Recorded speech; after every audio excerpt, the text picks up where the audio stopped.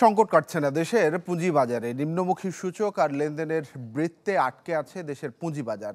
ঘুরে দাঁড়াতে তাই বাজারে ভালো আইপিও আনার পাশাপাশি নিয়ন্ত্রক সংস্থাকে আরও বেশি সাবধানে এগোনোর পরামর্শ সংশ্লিষ্টদের।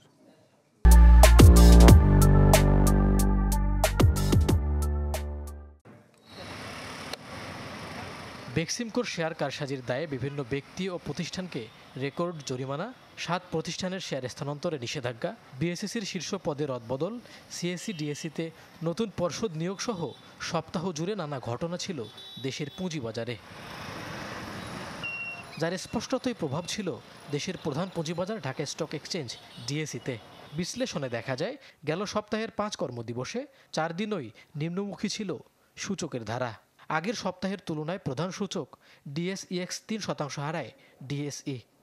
428 কোটি টাকা একটি গ্রুপকে জরিমানা করা হয়েছে।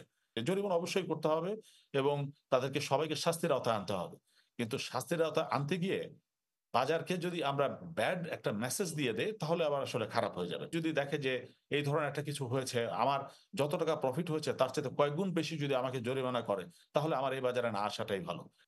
এক সপ্তাহে ডিএসইর বাজার মূলধন হারায় 13,000 কোটি টাকা। সাথে 331টি কোম্পানির শেয়ারের দাম কমার বিপরীতে বাড়ে মাত্র 57টির। বেচা কেনা হয়নি এমন শেয়ারের সংখ্যা 17টি।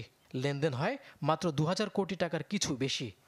সরকার ইন্টারেস্ট রেট বাড়িয়ে চলছেন, বিল এবং বন্ডে বিনিয়োগ বাড়ছে হু হু করে সরকারের। যখন একটি সেফ ইনভেস্টমেন্ট থাকে বিল বন্ডে 12%, সেখানে আসলে এরকম বাজারে পুঁজিবাজারে টাকা আসা বা এখানে বিনিয়োগ আসা একটু দুরূহ ব্যাপার। সূচক ও লেনদেনের নিম্নমুখী ধারা ছিল চট্টগ্রাম স্টক এক্সচেঞ্জ সিএসইতেও। প্রধান সূচক 522 পয়েন্ট কমার পাশাপাশি 75% কমে লেনদেন হয়েছে 41 কোটি টাকা। কমেছে বেশিরভাগ শেয়ারের দামও। মইনুল হাসান, চ্যানেল 24, ঢাকা।